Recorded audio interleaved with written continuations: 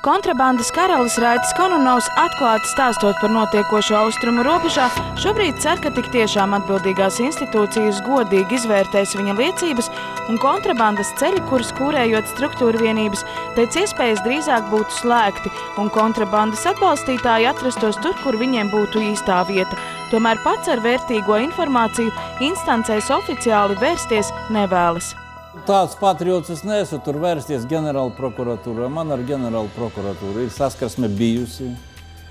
Nelabāko iespaidu atstāja.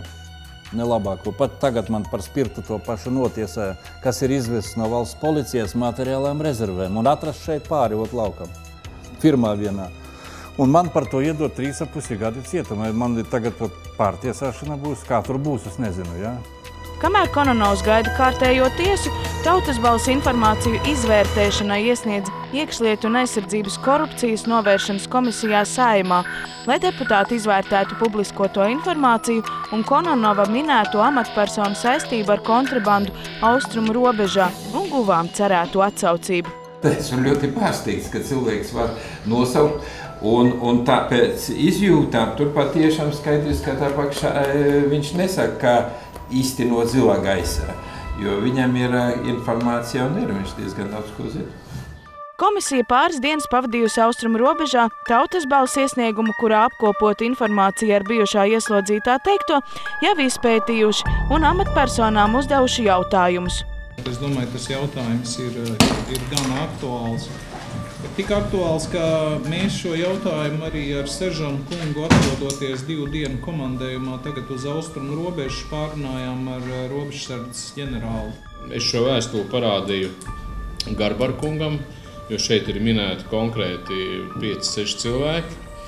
Un Garbar kungam bija jāatzīst, ka tik tiešām vismaz ar pusi no šajā vēstulē minētajiem cilvēkiem, vismaz ar 3, šādas lietas varētu būt saistāmas. Valsts vīri pieļauj, ka iespējams dažas no iesniegumā minētajām personām aktīvi cīnās pret kontrabandu, tomēr visa informācija ir rūpīgi jāpārbauda. Es domāju, ka mēs šo Supes kungas iesniegumu varētu noformēt kā komisijas vai priekšlikuma iesniegumu un pāradresēt šo vēstuli ģenerāla prokuratūrai un, acīm redzot, valsts ieņēmuma dienestam, varbūt to iekšlietu ministrijai vai tikai ģenerāla prokuratūrai, bet visādā ziņā tie fakti ir ievērības cienīgi un ir pārbaudāmi. Profesionāļiem šis ir jāskata. Kāpēc piedāvājums nosūtīt ģenerāla prokuratūrai, jo ir iesaistīts vairākas iestādes un nolemt un sūtīt katrai atsevišķi, es domāju, nebūtu pareizi. Es domāju, un tad viņi var izlemt profesionāli, kuram nosūtīt tālāk. Iesniegumā norādījām arī kādu uzņēmuma iespējamu saistību ar kontrabandas ieviešanu mūsu valstī. Tā nosaukums deputātiem nebija svešs. Protams, arī šī informācija ir rūpīgi jāpārbauda. Varbūt arī komisija atcerās, ka mums bija par to atzīmēšanos uz robežu, ja, kur Merkūrijs, man liekas, izskanēja. Vienā no, kad viņi varētu uzņemties šo te elektronisko uzskaitu. Tas bija Merkūrijs. Jau šodien komisija solīja Tautas balss iesniegumu pāradresēt ģenerāla prokuratūrai. Tas publisks ir, es to saprotu, bet mums nav nepieciešams formāls pārbaudas.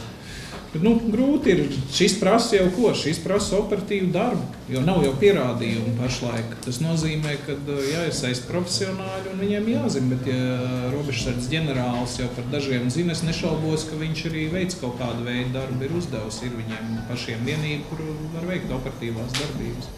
Protams, vēl joprojām paliek neatbildēts jautājums, kāpēc bijušajiem ieslodzītajiem šobrīd rūp cīņa ar kontrabandas baroniem Latgalē. Tomēr, lai arī Kononovs pats reiz sasmērējies ar likumu, ja viņa sniegtā informācija atbildīs patiesībai un izdosies Latgalē likvidēt vismaz vienu grupējumu un mazināt kontrabandas ienākšanu Latvijā, viņš būs izdarījis milzīgu pakalpojumu mūsu valsts ekonomikai. Ļoti interesanti, tomēr Kononovs, viņš tā ļoti riskē. Es īsti tā nesaprotu to loģiku. Mūsu dienās pateikt tādu informāciju, viņu tā kā apsargāt, tā neapsargāt. Viņš viens pats, viņš ļoti riskē. Es nerunāju tīri fiziski, viņš riskē, ka viņu var vienkārši notika ceļa negadījums un viņš aizgāja bojā. Bet arī riskē ar to, ka katrs no tiem, ka nonāks tālāk, var iesūdzēt tiesā, ka viņš apvaino. Liels paldies! Es gribu teikt tā, ja neesat sabiedriskā televīzija, esat privātā, bet ja varat palīdzēt mums nosargāt mūsu robežu, ļoti labi. Paldies par iesniegumu.